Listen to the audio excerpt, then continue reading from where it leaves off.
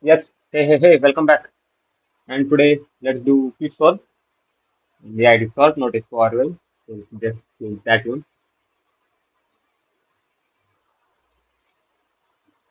Yes, perfect.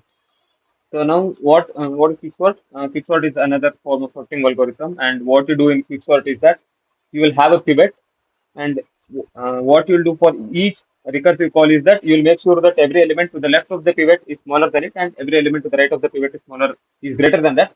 So, for example, let's take an array.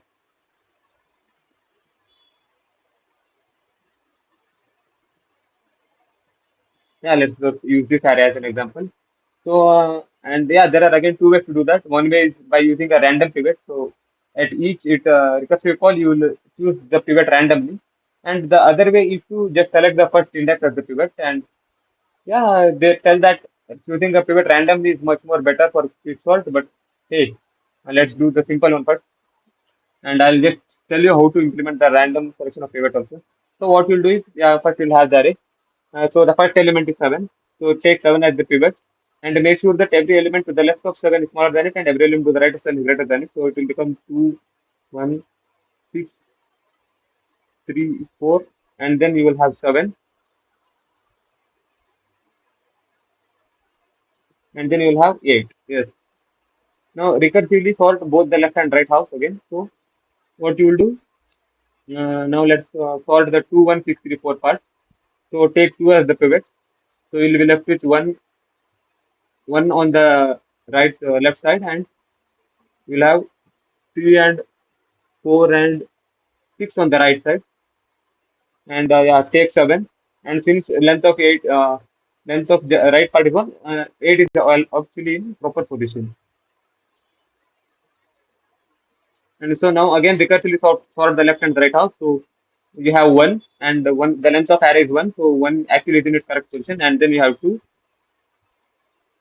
and you know, yeah, and then now you have to check for 3, take 3 as the pivot, and every element to the left of 3 should be smaller than it, and since there is nothing on the left, we keep it as it is, and every element to the right of 3 should be greater than it, so it should be 4 and 6, and 3 has become a pivot, so let's store it somewhere else. And then, yeah, you already have 7 and 8, which is already in their proper position. Now consider 4.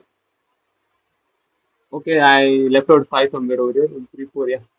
There should be a 5 over here. And yeah, 5 actually comes over here.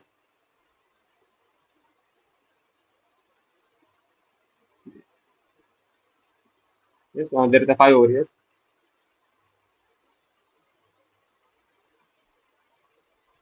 And again, there is a 5 over here. Yes, I just left out 5 by mistake. And now choose 5 as the pivot. So 1, 2, and 3 are already in sorted position. And then you'll have 5. And then you have 7 and 8 in this sorted position. And then what you have to do, again, every element to the left of 4 should be 5, left of 5 should be smaller than it, and there is only one element on the left of 5 which is smaller, and there is one element on the right of 5 which is actually greater than it. And as you see, now again, now you can see that the array is actually sorted, but let's just complete the iterative loop. Again, so till 1, 2, 3, and since the length of array on the left side is 1, so it is actually in the correct position. So you'll have 4, you'll join it, and then you have 5. Again, right, 6 is a single element, so in other words, it is also in sorted position. So 6, 7, and 8, yeah. And as you see, your array is actually sorted. And yeah, that's all it. QuickSort is also a form of divide and conquer algorithm where you divide the array and conquer each part by itself. And at the end, you'll start merging them. And yeah, when the length of the array is 1, you will merge the array. And now let's directly get on with the implementation of it. So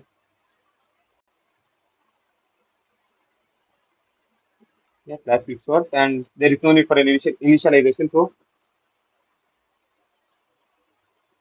again, you have to put self over here as it is being called inside the class, and you have to refer to the current object of the class, and you'll have an array. And so if the length of the array becomes less than or equal to 1, that means you are actually having the sorted What it means is that the position at that specific index is actually sorted. So it directly return the array, or else what you will do, choose the pivot. Is yeah, and, currently we are choosing it to be the zeroth index, and then iterate with the remaining part of the array for and range length of array.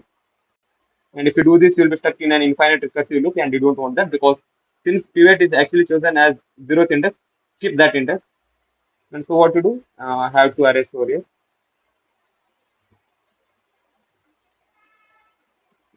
Yeah. And if the element array at the position I, if it is less than the pivot, that means that is a smaller element and it has to go on the left side. So left half dot append array at position I, or else right half dot append array at position I.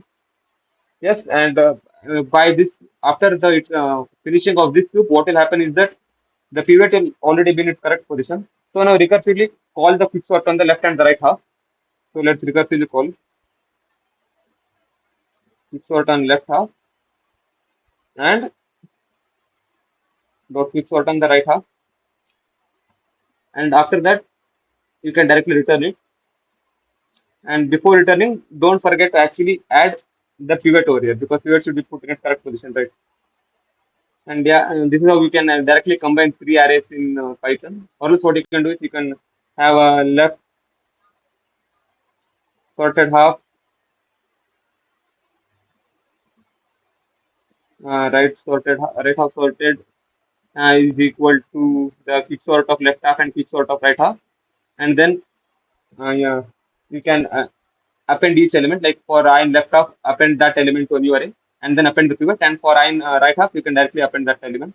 But Python makes our life easier by directly giving us ways to add arrays like this itself. And yeah, there are some other in Java also you have add all or something. In the list interface actually provides you the add all method or something using which you can add all the elements in the list. And believe it or not, QuickSort is actually done. Yeah, again, for first time when I was hearing about QuickSort, partition, merging, pivot, and all, I was like very scared, like on how to implement it and all. But when I actually went through the algorithm, yeah, I got to know that yeah, it does not have any complicated moving parts. So let's create an object of QuickSort, and let's have an array of 987654321, and sorted array is QuickSort dot QuickSort on the array. Let's print the sorted array,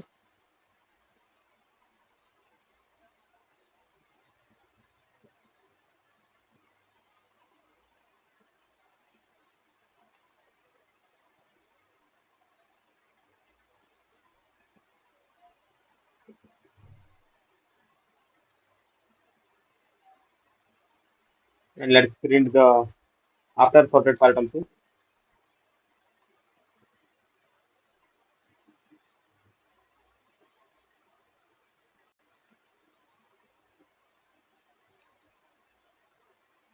Yeah, let's just take it out if it works. Yeah, by some mistake, Python compiler got open.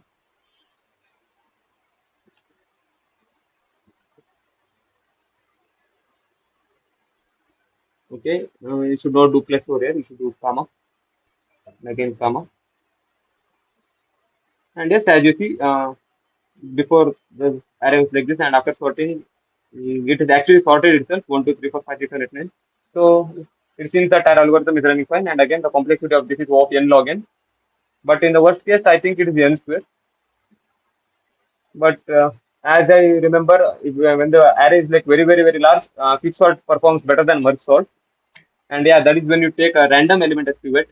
Let's try for that also.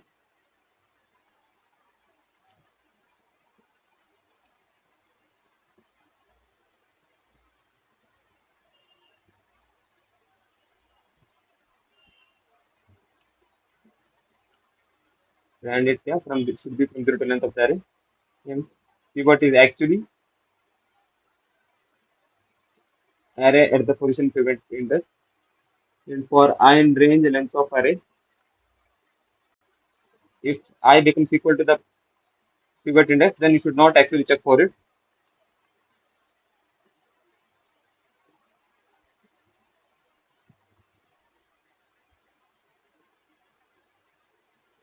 Yeah, it should be length of array minus 1 because of 0 bits indexing. And if you when you choose the random pivot also to look. And what will happen if you don't do this is that, yeah, you don't obviously don't want this. Your array element gets repeated twice. So you have to have a check that if the current index is actually the pivot, then you should continue, or else do the proper checking and all. And again, if you want to get the descending order, just change the sign over here. And the array is actually descending order, so let's correct that.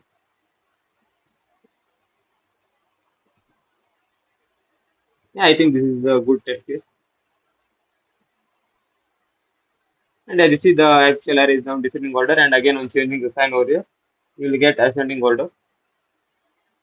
Mm, and if you want it to make, and like if you want it to look good also, you can actually QuickSort ascending and QuickSort descending so that you can provide both the method implementations over here. And depends on what you want to do. And yeah, that's all it for QuickSort. And thank you for watching. See you.